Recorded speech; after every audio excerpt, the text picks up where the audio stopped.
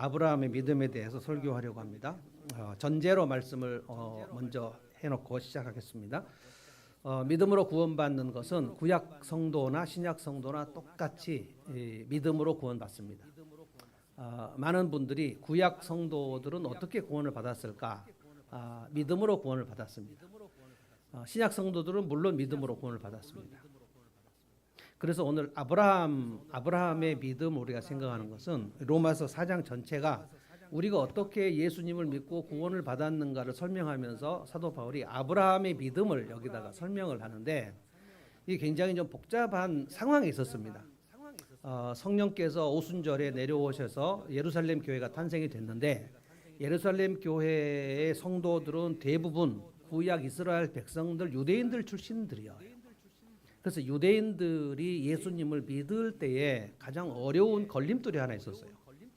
예수님을 믿으면 구원을 받는다는 이 메시지를 들을 때에 우리는 이미 의로운 자들인데 우리는 아브라함의 자손인데 굳이 예수님을 꼭 믿어서 구원을 받아야 되냐? 내가 하나님의 백성이다는 거예요. 우리가 예수를 믿으면 하나님 백성이 되잖아요. 우리 이방인들은 유대인들이 아닌 사람들은 아브라함의 자손이 육체적으로 아브라함의 자손이 아니기 때문에 우리는 예수님을 믿어야 구원을 받는다는 게 그렇게 생소하지 않은데 유대인들은 아브라함의 자손이었단 말이에요. 그래서 우리는 아브라함의 자손인데 우리는 이미 하나님께 의롭다 하심을 받았고 우리는 이미 선택받은 민족인데 왜 우리가 굳이 예수를 믿어야 되는가? 그래서 예수님을 믿을 때도 걸림돌이었지만 예수님을 믿고 나서도 우리는 예수님을 믿었고 그리고 모세 율법도 가지고 있고 할례도 받고 그래서 우리는 하나님 백성이 맞지만 저 이방인들도 율법도 지키고 할례도 지켜야지 구원을 받는 거 아닌가? 이런 생각을 한 거예요. 근데 오늘 사도 바울이 로마에 있는 성도들에게 편지를 하는 거거든요. 로마에 있는 성도들은 대부분 이방인들입니다. 물론 유대인들도 거기에 좀 있긴 하지만 이방인 성도들이에요. 그래서 이 로마에 있는 성도들에게 복음을 설명하는데 로마서 1장에 내가 복음을 너에게 설명한다. 그리고 로마서를 아마 로마서만큼 사도 바울의 편지에 복음이라는 것이 무엇인지 이렇게 명확하고 자세하게 나온 것은 로마서 외에는 없어요. 갈라디아서도 좀 있지만 로마서는 정말 어마어마하게 복음을 어떻게 사도 바울이 이 복음에 대해서 이렇게 자세하게 알게 되었을까? 베드로는 3년 동안 예수님 따라다녔는데 왜 이런 얘기를 편지하지 못했을까? 그래서 참 놀라운 거는 하나님께서 12제자를 부르실 때는 너무나도 약한 자를 들어서 하나님의 일을 할 수 있다는 그 메시지를 하나님이 주시려고 12제자들을 부르셨고요. 12제자들은 복음서에서 예수님의 말씀을 정말 못 알아먹었어요. 근데 하나님께서 이 12제자를 예수님에게 붙이실 때 일부러 좀 못 알아먹는 자들을 의도적으로 붙이신 거예요. 근데 하나님께서 이 복음을 설명할 때 사도 바울이 13개의 편지를 썼거든요. 그 편지가 다 성경입니다. 이 복음을 온 세계에 전해야 되겠는데 이 복음을 어떻게 하면 효과적으로 전할 수 있을까 할 때 하나님은 사도 바울을 쓰실 수밖에 없어요. 그러니까 바울을 통해서 이 편지가 우리에게 남게 된 것은 진짜 정말로 큰 그 하나님의 선물이 아닌가 싶어요. 로마서 4장 전체가 이제 아브라함의 믿음이라는 거예요. 왜 지금 아브라함을 얘기를 하는가 하면 이 유대인들이 생각할 때 우리는 아브라함의 자손이라고 생각을 하는데 그 조상인 아브라함이 가진 믿음이 지금 유대인들이 가진 믿음하고 정반대예요. 이들이 주장하는 믿음은 오직 예수 그리스도를 믿는 믿음을 주장하는 게 아니고 자기의 의를 가지고 있단 말이에요. 모세 율법도 가지고 있고 할례도 가지고 있으니까 우리는 의롭고 그러니까 로마서는 믿음으로 구원 얻는다는 말도 있지만 믿음으로 의롭게 된다는 말을 하거든요. 똑같은 말입니다. 하나님 앞에 내가 의롭게 될 수 있는가? 근데 유대인들은 우리는 의롭게 될 수 있다. 왜냐하면 율법도 있고 할례도 있다. 이렇게 생각했다는 거예요.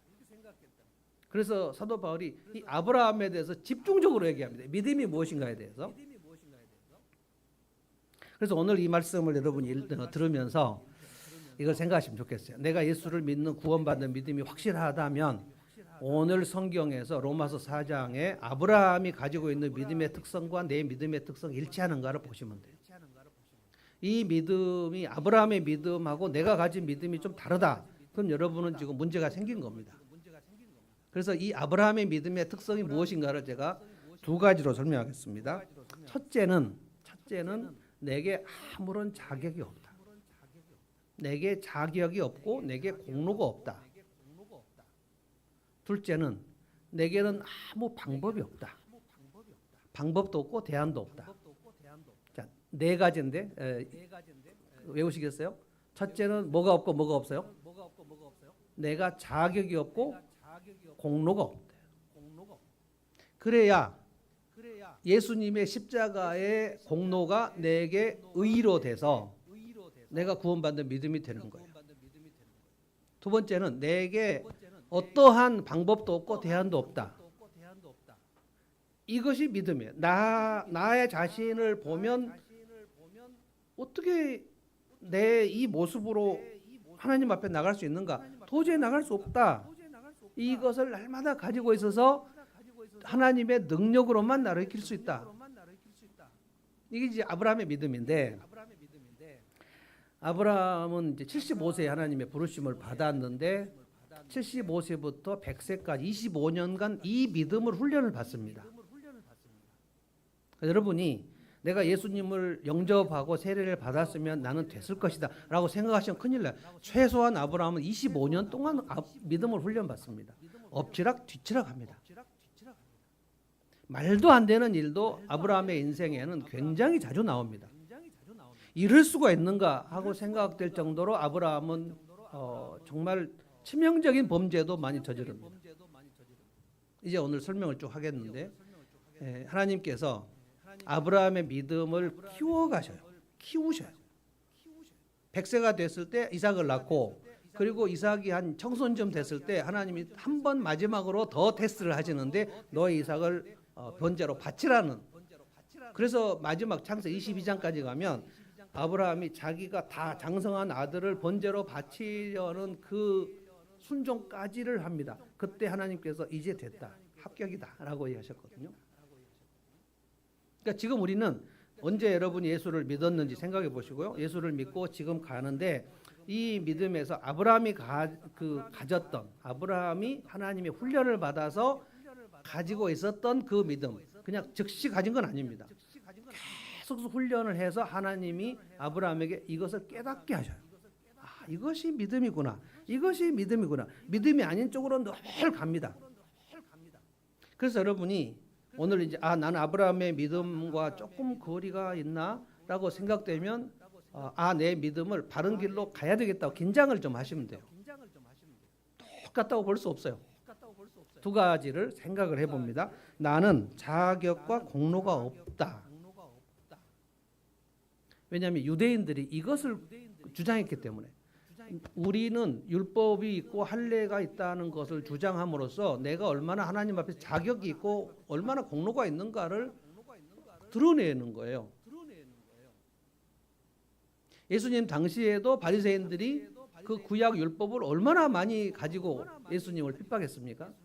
그래서 예수님이 바리새인들을 정말 싫어하셨어요. 너희들은 낡은 가죽 부대와 같아서 내가 가진 복음이 너희한테 들어가면 너희 그 가죽 부대가 터져버린다. 너희의 믿음은 캐캐묵은 올드한 믿음이다. 그 믿음 갖고는 구원 얻을 수 없다. 그래서 예수님이 거기에 바리새인들이 너무 열이 받아서 예수님을 죽인 겁니다. 그래서 오늘 이 믿음을, 아브라함의 믿음의 이 특성을 내가 가지고 있으면 우리의 믿음은 대단히 신선한 믿음이 되는 거고요. 새 부대 같은 믿음이 되고 그 복음이 계속 들어와서 새 부대가 되는 거고, 이것이 이 아브라함의 믿음의 특성이 좀 나에게 뭔가 거리가 있다라고 생각되면 나는 지금 가죽 부대인데 새 부대가 아니고 이미 낡은 가죽 부대가 되어가는 중에 있는 거예요. 저는 많은 성도들이 이미 낡은 가죽 부대가 된 지 오래된 상태에서 믿음이 무엇인지 정확하게 진단해 보지 않고 이것이 믿음이려니 믿음일 것이다. 그런데 잘 보면 사도 바울이 그렇게 대척점으로 삼았던 유대인들의 믿음을 우리가 갖고 있는 경우가 참 많습니다. 첫 번째로 봅시다. 믿음은 내 공로가 없는 거예요. 1절과 2절을 한번 봅시다. 한 목소리로 한번 읽어볼까요? 이 로마서 4장은 사실은 유대인들에게 지금 하는 얘기입니다. 다 같이 읽어봅시다. 1절, 2절 읽습니다. 시작. 그러면 육신상으로 우리의 조상인 아브라함이 무엇을 얻었다고 우리가 말할 수 있겠습니까? 아브라함이 행위로 의롭게 되었더라면 그에게는 자랑할 것이 있었을 것입니다. 그러나 하나님 앞에서는 자랑할 것이 없습니다. 뭐가 없어요? 자랑할 것이 없다는 거예요. 공로가 없고 자랑할 것이 없어요. 아브라함이 행위로 의롭다 되었다면 이 말이 이제 어렵습니다. 저도 처음에 로마서를 배울 때 이 말씀이 되게 어렵더라고요. 행위로 구원 얻는다는 것이 행위가 무슨 행동인가? 라는 생각을 했는데 신학교 1학년 때 이거를 이제 박영선 목사님, 박윤선 목사님이 있었고 박영선 목사님이 있었는데 아주 박윤선 목사님은 이제 우리가 많이 얘기 들었던 할아버지 목사님이고요. 박영선 목사님은 잠실의 남포교회, 남포교회인데 그때 저희가 20대 때 그분이 30대예요. 야, 근데 그분은 정말 설교의 천재고 달인입니다. 이 로마서를 설명하는데 제가 목포에서 20년간 교회에 다니고 그리고 이제 대전으로 올라왔다가 4년 동안 거기 CCC에서 배우고 그리고 합동신학교를 들어갔는데 내가 마치 한 번도 들어보지 못한 이 고급진 복음을 설명 듣는 느낌이 와 이건가? 이거 막 귀가 개운해지면서 아 이런 거였구나. 그때 이제 박영선 목사님이 말씀 이 행위로 구원을 얻는다. 행위로 이 2절입니다. 2절. 아브라함이 행위로 의롭게 되었더라면 아브라함은 행위로 얻게 된 것이 아니다. 지금 이 얘기를 하는 건데 그 행위가 무엇인가? 이거를 공로다. 이렇게 얘기해요. 행위는 공로예요. 공로. 그러니까 내가 구원을 받을 때 내가 일한 공로가 있었는가? 아브라함이 하나님 앞에 의롭게 될 때에 아브라함이 무슨 일한 것이 있어서 보수를 받은 것인가? 아니라는 거예요. 그러니까 내게는 공로가 없다는 거예요. 그리고 이제 영어 성경을 봤더니 행위라는 단어가 영어로 works라고 돼서 works. 그러니까 이 works라는 것은 내가 일했으니까 내가 대가를 받을 수 있는 자격이 있다. 이런 뜻입니다.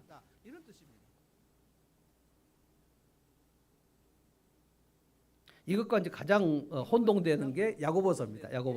야고보서는 행함이라는 말이에요. 행함이 없는 믿음은 무슨 믿음이다 그랬죠? 죽은 믿음이다 그랬죠.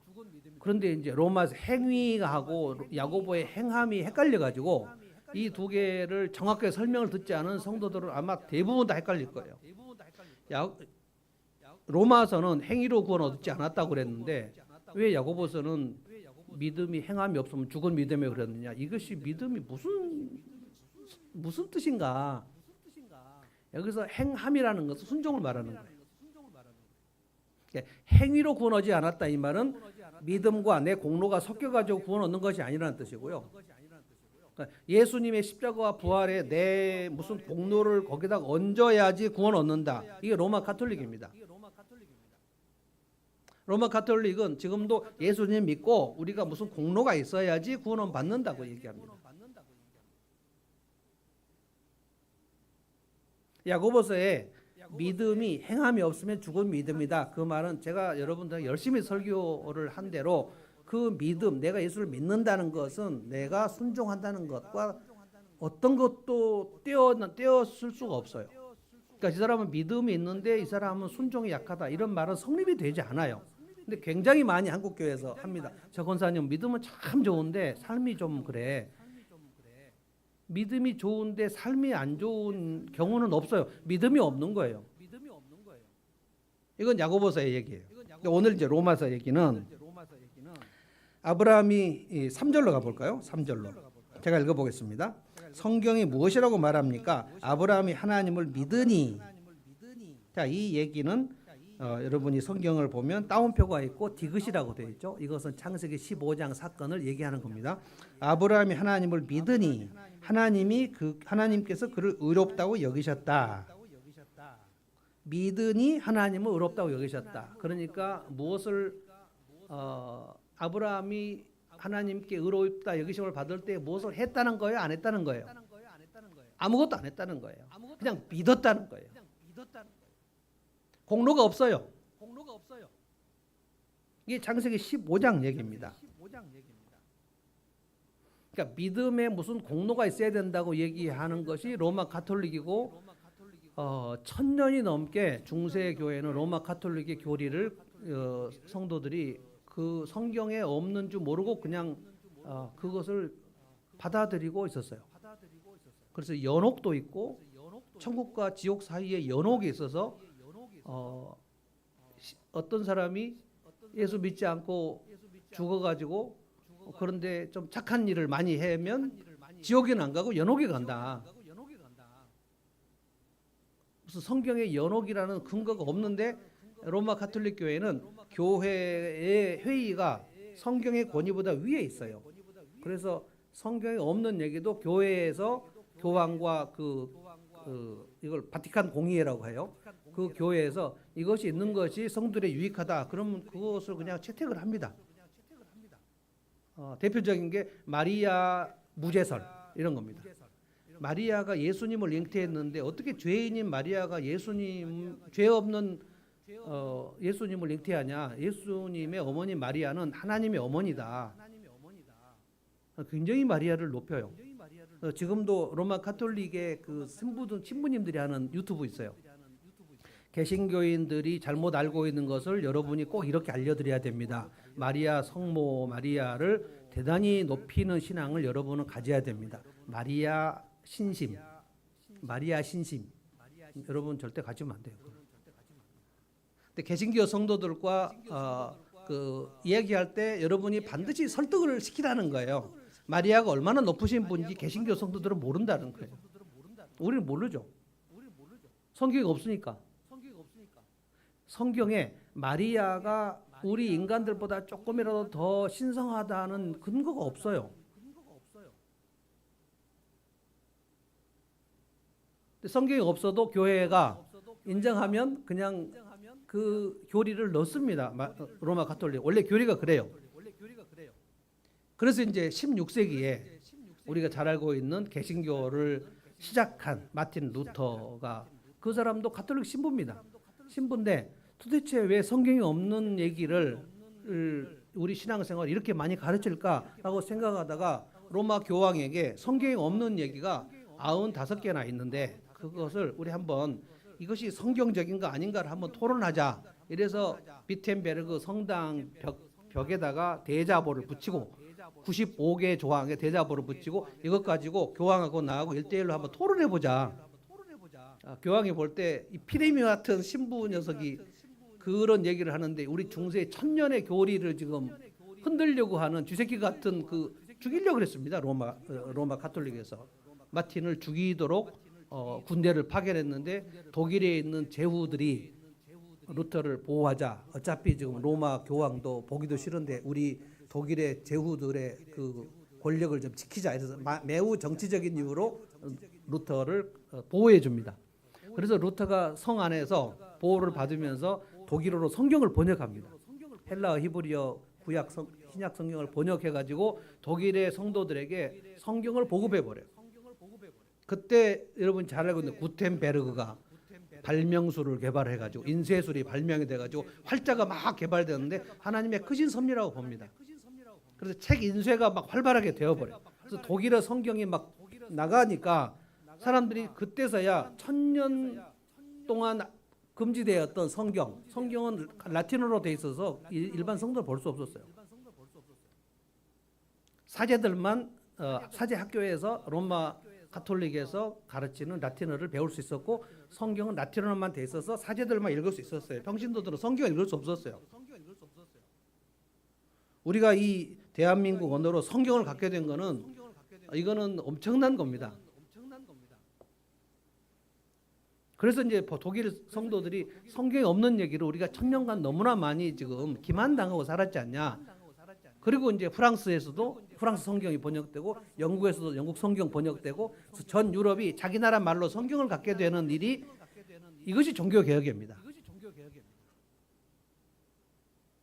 이때 마틴 루터가 주장했던 것이 오늘 사도 바울이 주장했던 것과 똑같아요. 그게 믿음으로 의롭다 하심을 얻는 거지 믿음과 공로가 섞이는 것이 아니다. 우리에게는 공로가 없다.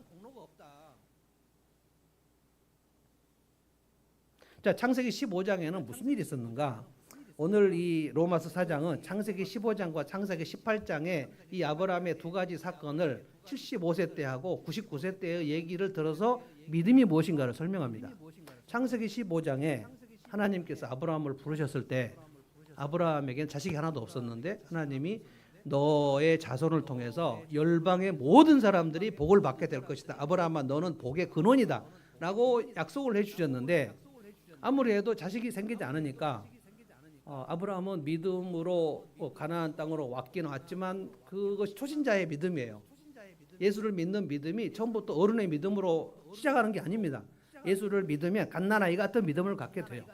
그 갓난아이의 믿음으로 10년, 20년 그대로 있는 사람도 있어요. 근데 이 갓난아이의 믿음이 어린이가 되고 청소년이 되고 청년이 되고 어른이 되고 부모가 되는 믿음으로 가야 누군가를 목양할 수가 있는데 10년, 20년 돼도 누군가를 목양하기는 그냥 자기 믿음도 못 가나서 자기 걸음도 뒤뚱뒤뚱 하는 사람도 되게 많단 말이에요. 근데 아브라함도 첫 믿음은 그렇습니다. 그래서 믿음이 없어가지고 어떻게 생각했냐면 하나님은 분명히 내 자손을 통해서 분명히 많은 열방들에게 복음을 주신다고 약속을 했으나 내가 생각할 때는 내가 그 다메섹에서 데리고 온 종 엘리에셀 이놈이 똘똘하니까 이 모든 내 상속을 얘한테 주지 내 몸에서는 무슨 자식이 지금 하나님이 안 주시는데 이렇게 생각을 했단 말이에요. 창세기 15장을 여러분 보시면 하나님이 아브라함을 설득합니다. 아브라함아 그렇지 않다. 네 몸에서 반드시 내가 엄청난 자손을 줄 것이다. 근데 너 못 믿어지냐? 그러면 밤 하늘로 한번 가보자. 그래서 아브라함에게 밤 하늘의 별을 보여줍니다. 아브라함아 저 별을 한번 세어볼 수 있겠냐? 어떻게 별을 셉니까? 별은 애인들만 셉니다. 하나 둘 셋 넷 저 별을 따서 너에 줄 거야. 고마워 뭐 이런 거는 이제 그 연애할 때 하는 거고 결혼한 이후에는 별을 세지 않습니다. 아브라함이 셌을까요? 하나 둘 셋 막 이거 셌을까요? 하나님 너무 많은데요. 아브라함아 내가 너에게 약속하겠다. 너의 자손이 이 밤하늘의 별과 같이 많을 것이다. 이 하나님의 약속을 아브라함이 믿었다는 거예요. 믿으니 이겁니다. 3절이 이겁니다. 아브라함이 하나님을 믿으니 그 믿음을 하나님의 약속을 믿을 때 아브라함이 아무것도 한 일이 없어요. 지금 그냥 믿어요. 하나님이 그 믿음을 의로 여기셨다. 이게 이신칭의입니다. 우리는 예수님을 믿어요.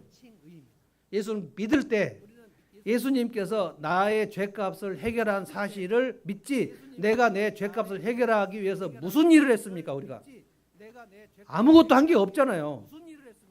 그런데 믿습니다. 이것은 하나님께서 예수 그리스도 독생자에게 내 죄의 형벌을 독생자에게 대신 쏟아 부으시고 그리고 예수를 죽이시고 그게 우리가 성금요일에 아버지여 왜 나를 버리셨나이까 하나님께서 예수님을 외면하시고 버리시고 우리를 살리시려고 버리셨다. 그리고 우리를 살리셨다. 그러니까 너는 이 예수를 믿으면 나에게로 오는 길이 있다고 믿느냐 이거예요.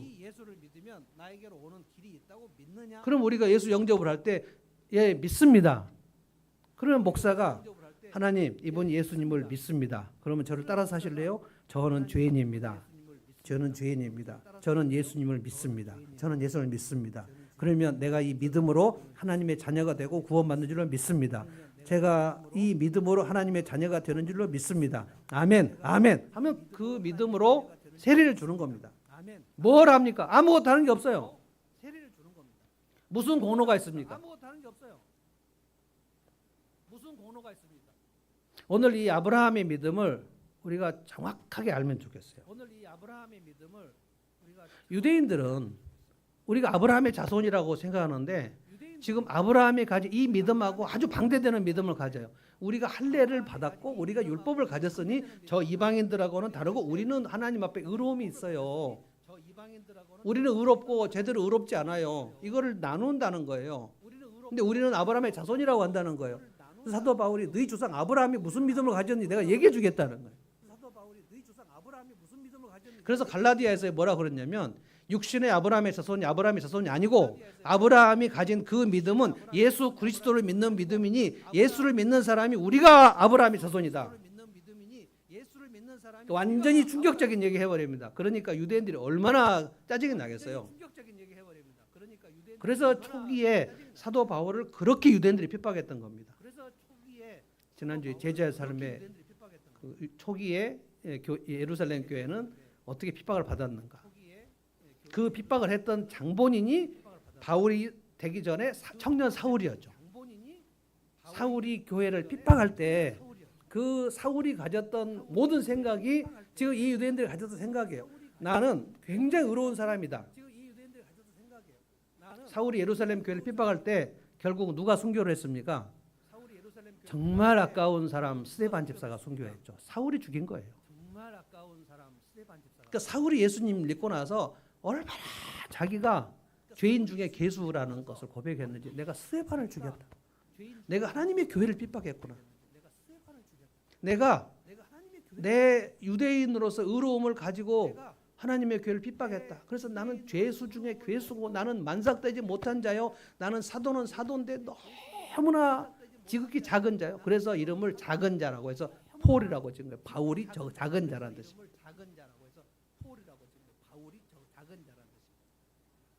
오늘 우리가 구원받는 믿음을 가지는 것이 확실하다면 내가 얼마나 공로가 없는가. 그런데 여러분 예수님을 믿고 교회에서 좀 많은 헌신을 하고 기도를 많이 하고 또는 전도를 해서 영혼구원을 하고 그러면 우리에게 스멀스멀 이 낡은 가죽부대의 신앙이 올라옵니다. 그렇지 않은 사람이 없습니다. 내 의가 생겨요. 기도를 열심히 하면 내가 이 교회에서 좀 그래 기도를 많이 해 라는 생각이 들면 자기 의가 생깁니다. 아우 사람들이 기도를 안 하고 말이야. 그래서 제일 재수없는 신자가 될 수가 있어요. 다니면서 이 집사님 왜 기도를 안 하세요? 박 집사님 당신 좀 영적 생활이 좀 부족한 것 같아. 다니면서 자기가 목회를 하고 그 훈계를 하는 사람이 되어버려요. 그러면 그 사람이 낡은 가죽 부대가 되어버린 거예요. 나는 기도를 많이 하고 저 사람들은 기도를 안 하네. 전도를 많이 하는 분들도 낡은 가죽 부대가 될 가능성이 많습니다. 이것저것 교회에서 헌신을 많이 하는 사람도 우리 인간은 다 이 자기의 공로와 자기의 의의가 얼마나 스멀스멀 올라오는지 몰라요. 내가 잘해서 그렇지 라는 생각이 들 수밖에 없어요. 그럼 어떻게 합니까? 다시 아브라함의 믿음을 들어가야죠. 그래. 내가 예수를 믿은 것이 내 공로가 아닌데 왜 나에게는 내 의로움과 내 공로가 이렇게 튀어 올라왔을까? 그리고 다시 주님 앞에 엎드려서 회개를 해야 그래야 다시 신선한 믿음이 되는 거예요. 자기의 공로의 그 주장이 얼마나 올라왔는지를 깨닫지 못한 사람은 자기가 지금 이미 낡은 가죽 부대가 되어가고 있는 것을 알지 못한단 말이에요. 4절로 가봅시다. 4절을 보면 일을 한 사람들에게는 그것은 품삯은 은혜가 아니다. 제가 읽어보겠습니다. 일을 하는 사람에게는 품삯을 은혜로 주는 것으로 치지 않고 당연한 보수를 주는 것으로 생각합니다. 자, 내가 공로가 있으면 내가 구원받는 것이 내가 공로가 있으니까 당연히 내가 대가를 받는 거죠. 내가 공로를 주장하면 여러분은 은혜가 아니고 대가를 주장하는 겁니다. 내가 일했으니까 당연히 내가 구원받아야지 라고 생각하는 사람은 그 사람이 낡은 가죽부대가 되어버리는 거예요. 내가 당연히 의로운 사람이고 저 사람은 불의한 사람이고 여러분 그런 생각이 안 듭니까? 교회 안에서 아주 미숙한 사람을 볼 때 말도 안 되는 행동 이렇게 좀 무책임하고 몰상식한 행동을 하는 걸 볼 때 아우 사람이 저래 가지고 예수 믿는다고? 이런 생각 안 듭니까? 그럴 때 조심해야 되는 거예요. 내가 얼마나 지금 미숙한지를 내가 모르고 있는 거예요, 지금. 그 미숙함의 핵심이 뭡니까? 자기 공로를 생각하는 거예요. 내가 이렇게 했고, 이렇게 했고, 이렇게 했고, 이 카운트가 되면 그 사람 이미 지금 신앙생활 맛이 가고 있는 중입니다. 이미 속에서부터 부패하고 있는 중이에요. 한 달 동안 회사에서 열심히 일했는데 사장님이 됐다, 선물이다 하고 월급을 주면 얼마나 기분 나쁩니까? 이거 생명의 삶에서 제가 열심히 가르치는 거거든요. 열심히 일한 사람에게는 그것을 대가를 줄 때 그걸 은혜로 여기지 않습니다. 내가 일을 했으니까 당연히 받는 거라고 생각하는 거예요. 유대인들은 자기들이 지금 구원을 당연히 받았다고 생각했어요. 당연한 거라고. 이게 자격이 있다는 뜻입니다. 나는 자격이 있지. 너는 자격이 없어. 우리는 유대인이니까 자격이 있어. 우리는 율법을 가지고 있어. 우리에게는 좀 이게 뭐 이렇게 중요한 주제인가 하지만 유대인들에게는 자기들의 모세 오경 이 율법을 가지고 있다는 것이 얼마나 큰 자부심이었는지 몰라요. 우리는 할례를 행했어. 근데 너희들은 할례를 행하지 않았잖아. 이것이 이제 옛날 성경에는 할례자, 무할례자 뭐 이런 얘기를 계속 했는데 한번 따라서 합시다. 내게는 아무 공로가 없다. 내게는 자격이 없다. 열심히 일하면 공로가 있습니까? 없습니까? 네, 지금도 행사부가 지금 열심히 일을 하고 있는데 어제도 보니까 뭐 야유회 뭐 공표 가입표 하고 뭐 무슨 뭐 준비를 엄청 하더라고요. 자, 열심히 일하는 행사부장은 공로가 있습니까? 없습니까? 자, 행사부장님 정확하게 얘기하세요. 좀 있을 걸로 여겨지나요? 아니 그럼 크게 얘기해야지. 왜냐하면 그렇게 내가 날마다 나에게 성경적인 믿음을 내가 이식 심지 않으면 우리가 열심히 일하면 이번에 아주 성경 퀴즈 대회가 아주 성공적으로 열리면 사람들이 누구에게 박수를 치겠어요? 김민근 집사님? 와 진짜 성경 퀴즈 대회가 정말 잘 됐네요. 지금 다음 주일에 반드시 있을 일을 제가 예언을 하는 거예요.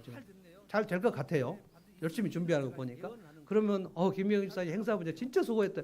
제가 얘기할 것 같습니까? 안 할 것 같습니까? 하겠죠. 박수를 받습니다. 그런데 그것을 가만히 안고 있으면 자기 의가 생겨요. 그래서 자기 의가 생기지 않기 위해서 여러분들은 일을 안 하는 거예요. 혹시라도 자기 의가 생길까 봐. 내가 기도를 많이 하면 자기 의가 생긴다 그랬지. 그래서 생기면 안 되지.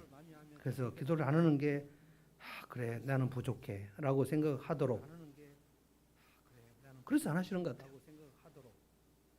혹시라도 청소를 많이 하면 자기 의가 생기니까 그냥 예배 드리고 밥 먹고 바로 가시는 게 좋아요. 자기 의가 생기면 안 되니까. 저는 설교를 그만하는 게 좋아요. 설교를 열심히 준비해가지고 성도 은혜를 받으면 한 사람이라도 목사님 은혜 받았습니다. 그래 내가 설교했는데.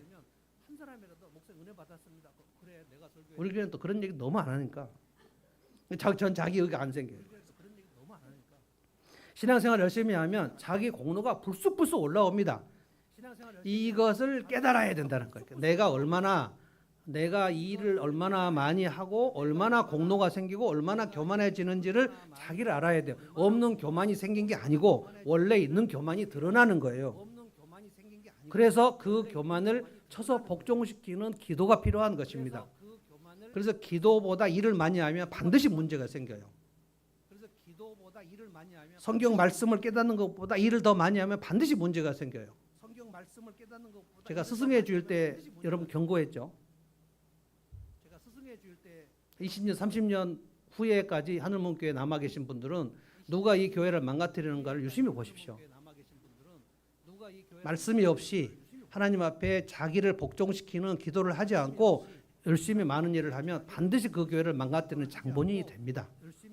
이거는 망고의 진리입니다. 그러니까 내가 하나님의 은혜에 지금 사로잡히지 않았다면 이미 나는 공동체를 힘들게 하는 사람이 되었다고 생각하시면 돼요.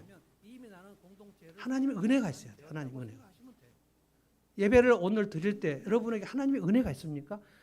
내가 이렇게 자격 없는 자가 오늘 또 예배를 드리게 됐어. 이 예배당에 들어올 때 그래 얼마나 이게 기적인가. 이게 얼마나 놀라운 은혜인가. 어메이징 그레이스인가. 이것이 신선한 신앙이라는 거예요. 신선한. 근데 교회를 오래 다니면 이 날마다 신선한 신앙으로 우리가 나를 갈고 닦지 않으면 교회를 좀 오래 다닌 사람들은 정말 달아진 신자가 돼버려요. 예배를 그냥 대충 드려요. 그냥 황송함이 없어. 황송함이.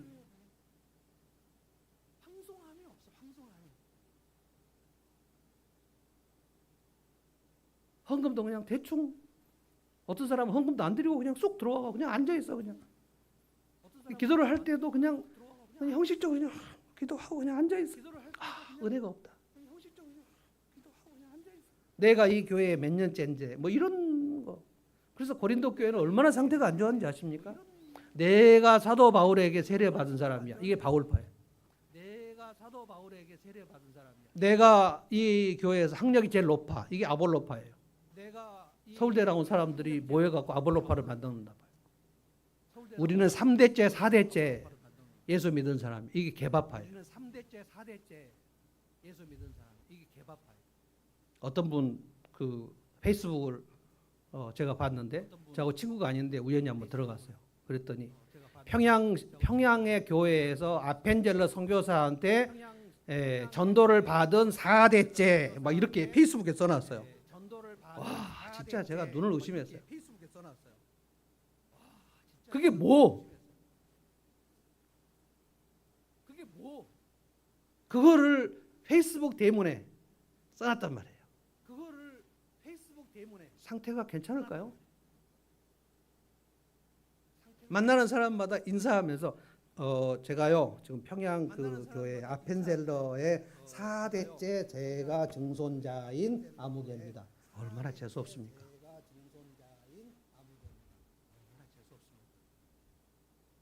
고린도 교회 성도들은 서로 정말 재수 없는 사람들이 다 모여서 네 파가 모여가지고 아볼로파, 게바파, 바울파, 그리스도파. 그리스도파는 뭡니까?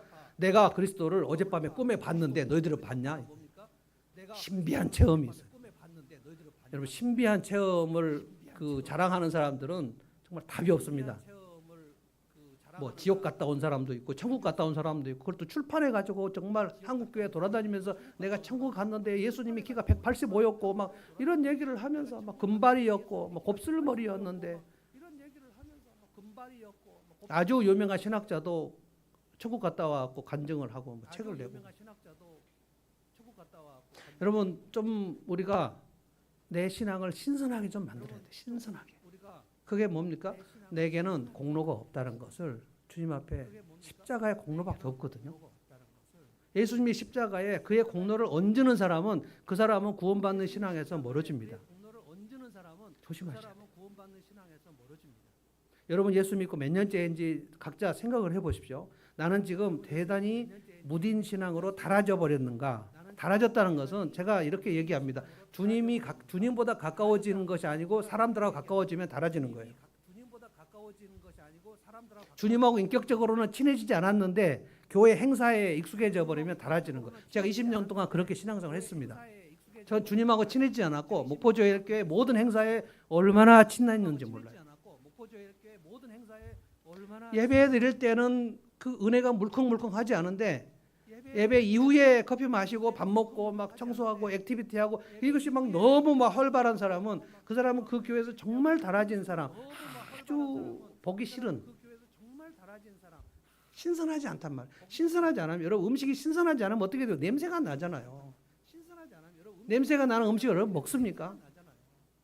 정말 음식 중에서 제일 심한 냄새가 고기 썩은 냄새가 제일 심합니다. 견딜 수 없어요. 생선 썩은 냄새, 고기 썩은 냄새 다 그거거든요. 우리의 영혼이 부패하면 정말 냄새가 나요. 지금 사도 바울이 유대인들을 볼 때 정말 냄새가 나요. 예수님이 바리새인들을 볼 때 정말 냄새가 나요. 그래서 예수님이 뭐라고 했으면 너희들은 독사의 자식들이다. 이 강도의 새끼들 같으라고. 그래서 예수님이 죽임을 당한 겁니다. 양립이 불가능하다는 거예요.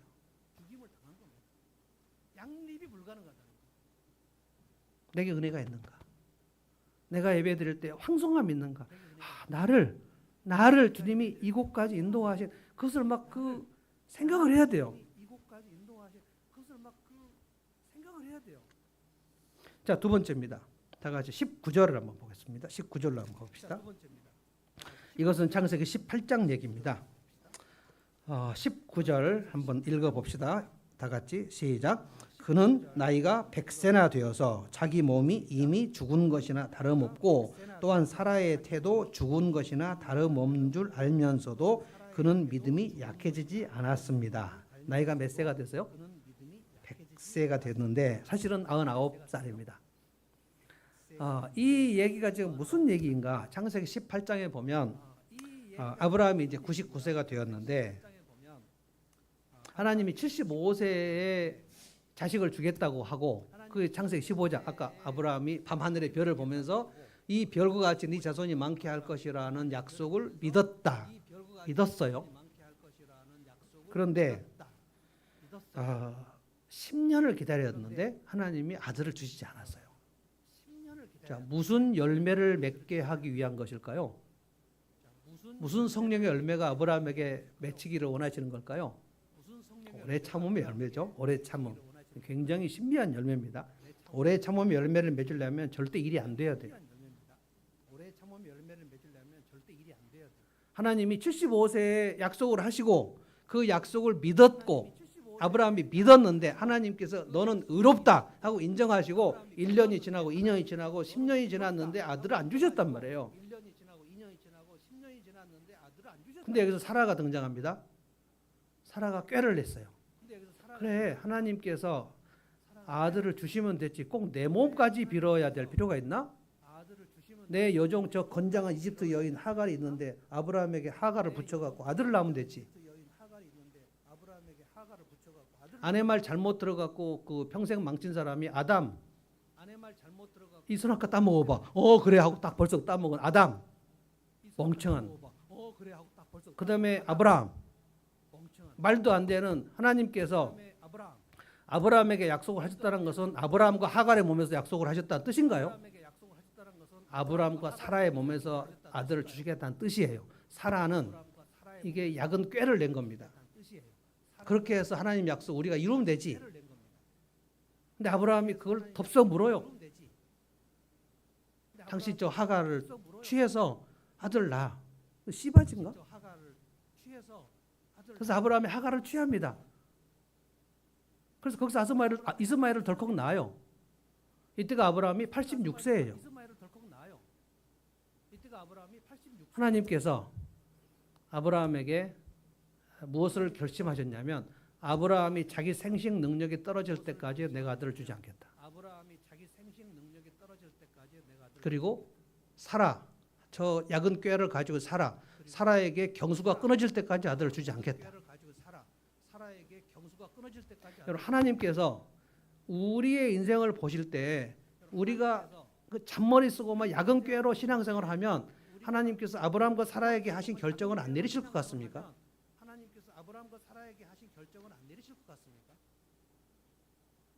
우리가 하나님의 뜻을 이루려고 얼마나 이꾀 적꾀를 많이 부리는지 아브라함이 그랬는데 사라가 그랬는데 나는 안 그럴 것이라고 생각하십니까?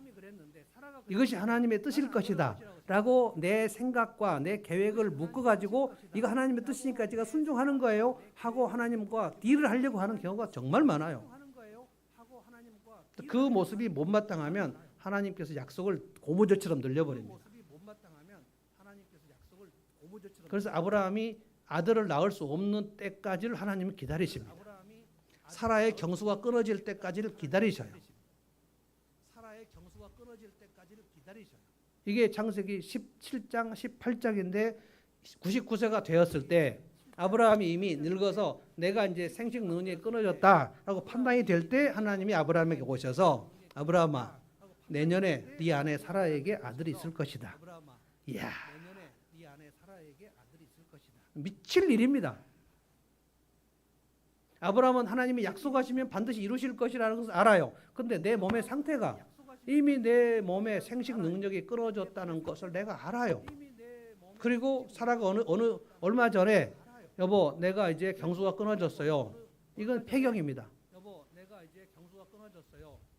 배경이 지난 아내에게 내년에 아들을 주실 것이다라고 약속을 하니까 아브라함이 아멘을 할 수가 없었어요.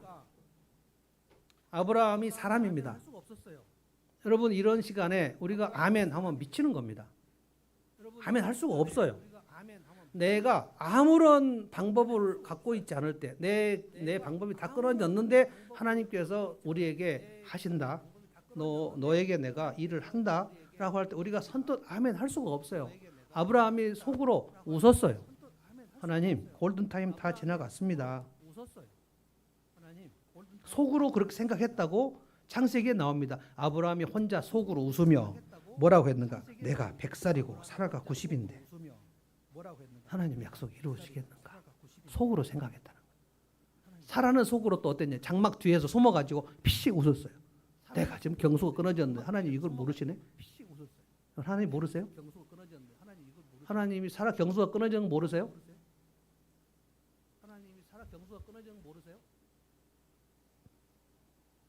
사라가 이렇게 얘기했어요. 우리 세번역은 내 남편이 이미 늙은 노인인데 나는 지금 경수가 끊어졌는데 어떻게 이런 일이 있을 것인가? 근데 지금 이 19절은 무슨 얘기입니까? 19절. 그런 나이가 100세나 되어서 자기 몸이 이미 죽은 것이나 다름없고 또한 사라의 태도 죽은 것이나 다름없는 줄 알면서도 그는 믿음이 약해지지 않았습니다. 이게 무슨 얘기냐고요? 창세기 18장에는 오늘 29절의 내용이 없어요. 그런데 21장에 하나님께서 사라를 돌보셨고 하나님께서 사라에게 아들을 주셔서 사라가 아들을 낳았다. 21장에. 무슨 일이 난 것인가? 피식 웃고 내가 지금 경수가 끊어졌는데 어떻게 아들이 있을 수가 있는가? 하나님이 약속하셨으나 그 약속을 믿을 수가 없어요. 왜냐하면 내 꼴이 경수가 끊어졌단 말이에요. 여러분 이런 것을 믿음이라고 하나요? 불신이라고 하나요? 하나님이 약속하셨지만 이루어질 수 없을 것이다. 이게 믿음이에요? 불신이에요? 이걸 불신이라고 하는 거예요. 아브라함이 99세까지 믿음이 없었습니다. 믿음이 있었으나 믿음이 없었어요. 하나님이 이것을 훈련시킵니다. 그래서 하나님이 여러분의 인생에서 믿음을 훈련시키려고 가장 자주 쓰시는 방법이 여러분의 인생길이 끊어지게 하시는 겁니다. 아, 안 되겠네. 다 큰일 났네. 다 망했네. 와, 우리는 망했다. 이렇게도 일이 안 되냐? 웬일이 이렇게 안 되냐? 환난, 곤고, 기근, 적신, 위험, 칼, 핍박 이 7대 대적들이 몰려올 때 아, 나는 끝났구나. 내가 사방으로 막혔어. 그럴 때 믿음이 없는 사람은 하나님을 떠나버립니다. 하나님은 나한테 너무하셨어. 제가 상담할 때 보니까 신자들 중에 하나님께 삐친 사람도 엄청 많아요. 하나님께 완전히 삐졌어요. 근데 안 믿지는 않아요 또. 그간의 정을 봐서 또 예배는 드려요. 또. 그런데 삐졌어요. 하나님 나한테 너무하셨다는 거예요. 그래서 내가 계속 설득하는 중입니다. 하나님이 그러실 리가 없다. 근데 그분이 그럴 리가 있어요. 삐져요. 아브라함과 사라 하나님께 삐졌었습니다. 아니 그러면 주시려면 75세에 나에게 약속하시고 그 이스마엘 낳기 전에 77세쯤 주시면 안 되나? 근데 내가 지금 완전히 늙은 노인이 될 때까지 다 기다리셔 놓고 골든타임 다 지나갔는데 하나님이 이걸 지금 아내에게 아들을 주신다고 하면 어떻게 하냔 말이야. 하나님 그렇게 하십니다. 그런데 오늘 로마서 4장에는 안 나오는데요. 창세기 18장에 이 말씀을 하나님이 약속하시고 내년에 아들을 낳을 것이다. 약속하시고 19장에는 소돔과 고모라가 멸망한 장면이 나오는데 그리고 20장에 무슨 일이 있냐면 아브라함이 다시 사라를 데리고 블레셋으로 내려갑니다. 블레셋으로 내려갈 때 전에 처음에 초신자 때 애굽으로 내려갈 때 무슨 일이 있었냐면은 애굽 왕 바로가 사라의 미모를 탐하니까 내가 혹시 아내 뺏기고 죽으면 안 된다고 생각해가지고 사라 내 누이 동생이라고 얘기한 적이 있어요. 그래서 누이 동생 멀리 사촌 동생이기도 해요. 그래서 누이 동생을 얘기하니까 애굽 왕 바로가 사라를 왕궁으로 데려가서 그날 저녁에 데리고 놀려고 그랬는데 하나님께서 바로 왕에게 굉장히 엄하게 말씀하시면서 저 사라를 아브라함에게 되돌려야 된다. 그렇지 않으면 너 애굽을 내가 엄청 치겠다라고 해가지고 애굽 왕 바로가 그 다음 날 아침에 사라를 돌려보내면서 왜 누이 동생으로 했냐? 내가 하나님 앞에 큰 벌을 받았다. 근데 그때 하나님이 아브라함에게 아무 말씀 안 하셨거든요. 그런데 99세 때에 아브라함이 다시 이 짓을 합니다. 여러분 놀라지 마십시오. 나중에 아브라함의 아들 이삭도 이 짓을 합니다. 두려울 때마다 내 아내라고 얘기하지 않고 내 누이 동생으로 얘기하는 거예요. 블레셋 왕 아비멜렉에게 사라를 내 누이 동생이라고 얘기했어요. 여기서 신기한 거는 경수가 끊어진 여인인데 얼마나 미모가 뛰어났는지 블레셋 왕 아비멜렉이 데리고 갑니다. 우리는 여기서 신비한 장면을 생각할 수밖에 없어요. 도대체 어느 정도의 미모였는가? 굉장히 예뻤을 거라고 생각합니다. 그런데 아비멜렉 왕에게 하나님께서 또 나타나셔서 너 죽는다. 근데 아브라함이 그날 저녁에 사라를 아비멜렉에게 헌납할 때 아무 고민한 흔적이 안 나와요. 자, 약속을 받았는데 내년에 네가 아들을 낳을 것이다. 그러면은 사라는 지금 동정녀도 아니고 성령 잉태도 아니고 그럼 아브라함과 사라가 잠자를 해야 되는 거 아닙니까? 그런데 그 약속을 받고 내년에 아들을 주겠다고 했는데 블레셋 왕 아비멜렉에게 사라를 바친다? 그러면 그날 저녁에 아비멜렉이 사라를 겁탈하게 되면 누구의 아들이 되는 겁니까? 이런 짓을 아브라함이 해요. 이게 우리의 믿음의 조상 아브라함이 하는 꼴입니다. 여러분에게 위로를 드립니다. 우리가 말도 안 되는 짓을 할 때 창세기 20장을 볼 필요가 있어요. 아브라함도 이랬구나. 그런데 하나님께서 이번에도 이 말도 안 되는 짓을 하는 아브라함에게 사라를 다시 돌려보내주면서 이 말씀을 또 안 하십니다. 그때 아브라함이 깨달아요. 하나님께서 사라의 몸을 보호하시는구나. 왜 그렇습니까? 당신의 약속을 이루어야 되니까. 당신의 약속을 이루어야 돼요. 왜냐하면 사라의 몸에서 내가 너를 축복할 아들이 태어나게 할 것이다. 하나님 약속하셨잖아요. 근데 아브라함이 사라를 블레셋 왕에게 줘버렸잖아요. 그러면 하나님께서 개입하실 수밖에 없어요. 그리고 아브라함의 품에 사라를 다시 돌려보내서 블레셋 왕의 거기서 나올 때에 아마 아브라함과 사라가 둘이 하나님의 전능하심과 신실하심을 쉐어링한 것 같습니다. 여보, 우리의 능력으로는 아들을 낳을 수 없지만 하나님이 이렇게 우리를 보호하시면 하나님이 하시면 하실 수 있지 않겠어? 사라가 여기에 굉장히 그 엄청난 믿음이 생기는 것 같습니다. 내가 블레셋 왕 아비멜렉의 품으로 들어갈 때 하나님께서 나를 보호하시는구나. 그 옛날에 애굽 왕 바로의 품에 갈 때도 보호하셨는데, 근데 여기서 사라는 참 놀라운 게 아브라함이 가라 그러면 그냥 가요. 어떻게 당신 나를 바로 왕의 품에 보낼 수가 있냐? 어떻게 나를 아비멜렉의 품에 보낼 수 있냐? 이런 얘기를 안 해요. 바본가? 그렇게 순종을 해야 되나? 그럼에도 불구하고 사라가 그래, 하나님께서 나를 보호하시는구나. 하나님의 약속을 지키시는구나. 그러고 나서 20장이 끝나고 21장에 때가 이름에 하나님께서 사라를 돌보셨고 그 몸에 잉태를 했다. 그래서 아들을 낳았다. 그래서 이삭을 낳았을 때 아브라함과 사라는 분명히 알았어요. 믿음이 생겼어요. 이 아이는 하나님의 전능하신 능력으로 낳은 것이지 우리의 능력으로 낳은 것이 아니다. 나는 방법이 없었으나 하나님은 방법을 가지고 계셨다. 그래서 히브리서 11장에 믿음장 아닙니까? 히브리서 11장에 뭐라고 기록했냐면 사라가 믿음으로 잉태할 힘을 얻었다. 믿음으로 정수가 끊어졌는데 믿음으로 생명을 얻었다 그랬어요. 여러분 믿음이 얼마나 중요한지 아시겠어요? 믿음으로 내가 일어날 힘을 얻는 겁니다. 믿음으로 내가 소생되는 힘을 얻는 겁니다. 그래서 그것이 믿음이 사라의 믿음, 아브라함의 믿음을 여러분이 가지셔야 된다고. 이 믿음을 내가 가지고 있는가를 진단하시라는 거예요. 나는 방법이 없으나, 나는 길이 끊어졌으나 하나님이 약속하신 것은 반드시 이루어진다. 믿음으로 그 이루어지는 것이 믿어지면 믿음으로 생명이 잉태되는 겁니다. 경수가 끊어졌는데 불가능한데 하나님은 하신다. 아멘.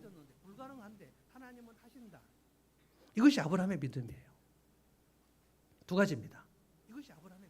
나에게는 공로와 자격이 없다. 내가 일한 것이 없이 내가 믿었는데 하나님의 은혜로 하나님께서 내게 구원의 생명을 주셨다. 아멘. 이것이 이 믿음이 여러분에게 있냐 이 말이에요. 여러분이 오늘 또 이 믿음으로 예배를 드리는 거고요. 여러분이 마지막 날 죽음의 순간에 하나님 앞에 섰을 때 이 믿음이 있어야 돼요. 주님, 나는 공로가 없고 나는 자격이 없는데 내가 예수님을 믿어서 천국 가는 줄로 믿습니다. 이 고백이 있어야 하나님께서 웰컴 하신단 말이에요. 이 믿음이 있는 사람은 죽음을 두려워하지 않습니다.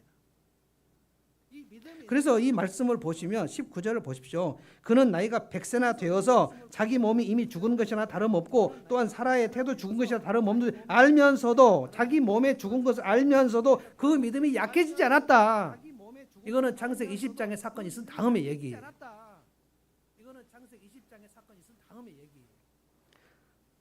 자, 개역성경을 한번 읽어보겠습니다. 마음이 흥분이 되네요. 19절 20절을 연속 읽어볼 테니까 잘 들어보세요.